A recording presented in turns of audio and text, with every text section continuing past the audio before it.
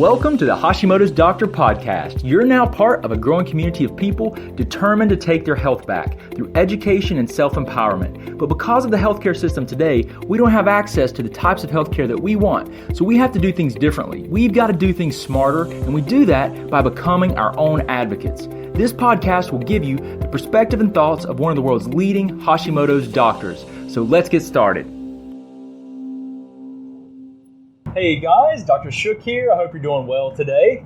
In today's podcast, I want to address something that I hear so frequently. And a lot of times when people first find my information, something like I'm going to explain to you has happened. So it's very often that people reach out to my office or they message us and they say, I've been to my doctor. They say that all my labs look great and that I'm healthy, but I still feel terrible. And I still have all these symptoms of low thyroid function, and I just don't understand it. Why would I feel so bad? And how can I feel so bad if everything's normal? And people will say, they're tired, they have weight gain, hair loss. I mean, you name it, constipation, depression, the memory issues, the cold hands and feet, all the things that you hear are classic thyroid symptoms. And they just don't understand how that can be. And I mean, the first thing I want to tell you guys is that your doctors are trying to help you, but they're looking for very obvious disease-based processes, and their level of investigation is good, but there are millions and millions and millions of people that continue to suffer with symptoms, though the traditional and standard laboratory testing is normal. And that's because really a lot of the problems that are causing your symptoms or the mechanisms are not uncovered with this more standardized approach. And for example, when it comes to thyroid dysfunction, looking at TSH alone does not cut it. It's just not adequate. So you've got to do a much more thorough investigation. And I mean, we do, quite frankly, very extensive testing. And what you'll find is this. You'll find that a lot of people that have these symptoms, even though labs are normal, and labs are normal could mean that you're hypothyroid, yet you're with medication, they're normal, right? I mean, so a lot of people are hypothyroid, but the labs look good according to the doctor with the medications, though they still feel bad.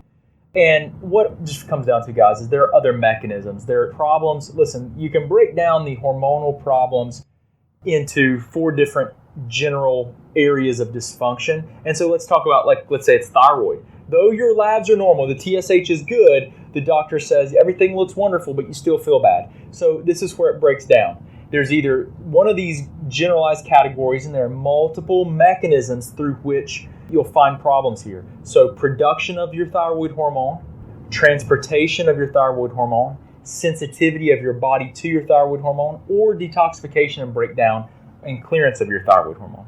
So these are some of the major issues that I see that are completely being, they're not being investigated as thoroughly. So, don't worry, don't stress. You're not alone with this, okay? So just know that there are more things that we can look into and that we can investigate, and that you need to investigate if you still don't feel well. Listen to your body. That's one of the main things I can tell you. So really what we need to talk about is, okay, you don't feel well, what else could be at play? And so, the first thing I want to tell you guys is, if you don't feel well, listen to your body. Always honor what your body's telling you. It's giving you clear signals that if there's something wrong, if you're having any or all of these symptoms, then you've got to make the appropriate changes and do the right investigation to try and get to the bottom of it. So listen to your body, step 1. And then the next thing is you're really going to need to do more extensive testing. You're going to need more expanded testing. So for people that have thyroid dysfunction, let's say they're hypothyroid, but with medications, the doctor says everything is fine, though they still don't feel well. Okay, these are the things that I most commonly, let's just say the real basics, like things that I encourage people to look at. Okay, so see if they'll get a more expanded thyroid panel, right? So first thing is, see if they'll check your thyroid antibodies, okay? So that's going to be your TPO antibodies and your TG antibodies. So that's thyroid peroxidase antibodies and your thyroglobulin antibodies, okay? Thyroglobulin antibodies. Those two. Now, those are typically considered the thyroid antibodies.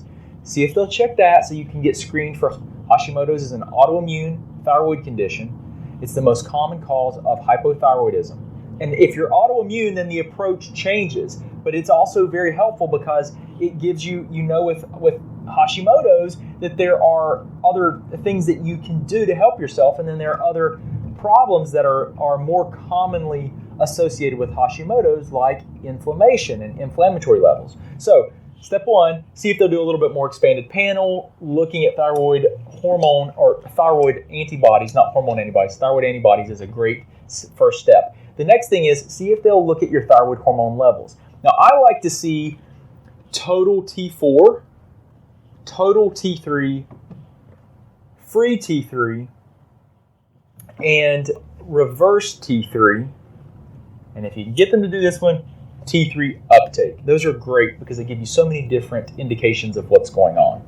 You can look at conversion issues. You can look at total hormone output. Lots of good stuff that you can figure out with that information. Okay, so now beyond that, see if you can get them to check your inflammatory levels, C-reactive protein and homocysteine. If you have high levels of inflammation, it disrupts hormone sensitivity. Beyond that, a complete blood count with differential. So you look at red blood cells, white blood cells. If your red blood cells are anemic or if you have shifts towards anemia, that's not good. That would definitely create energy issues and a lot of other problems. You need to rule that out. The other thing is look at blood sugar, fasting blood sugar, and a hemoglobin A1C. Because at the most basic foundational level, like those are some good things to have checked if you can get your doctor to do it. If not, then if you need help and you can't find people to help you out, reach out to us. I do work with people via distance consulting around the world, across the country, and you may be a candidate for that. But we do not only work with a very limited amount of people, guys. I do not work with a lot of people. We take maybe 2 to at most 4 people per month that I work with one-on-one, and I don't do. We do everything. I assess cases and we get extensive testing. So if you're not in a place to do that, there's a ton of information I try to teach you guys so you can help yourself. But if you're ready to try to get to the root of problems and really dig, then you might be a candidate for working with me one-on-one. Just know, guys, it's an investment in money. It is. You're going to invest time. You're going to invest money. So if you're not in a place where you're ready to make lifestyle and dietary changes, it's definitely not for you. If you're consistently and constantly have a lot of negative self-talk, and if you're negative towards the world, you've got to assess and think about the things that you have and the opportunities you have in this life.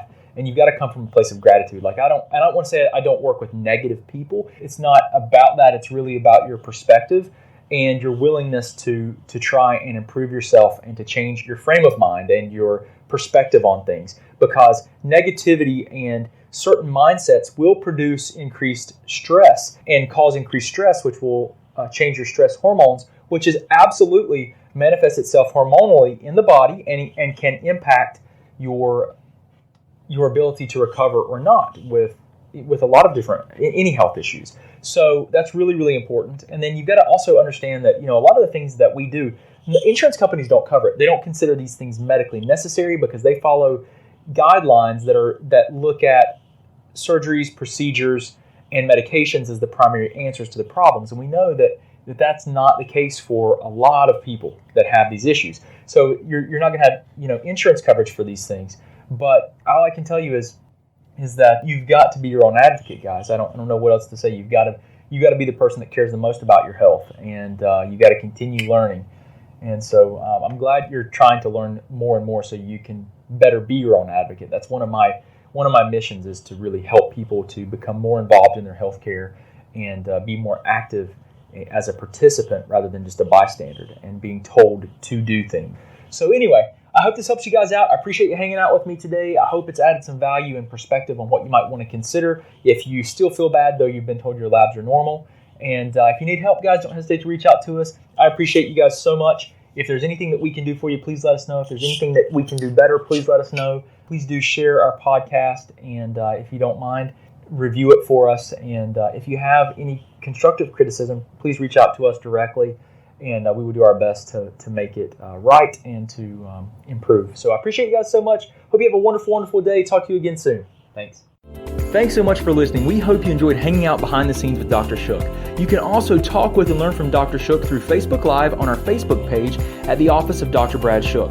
Don't forget, you can also get access to our videos, guidebooks, and thyroid programs at www.drbradshook.com. Oh yeah, and don't forget one more thing. We can change the world one person, one family, and one community at a time. Until next time, remember, today is your day, and no one will tell you who you are and what you can be.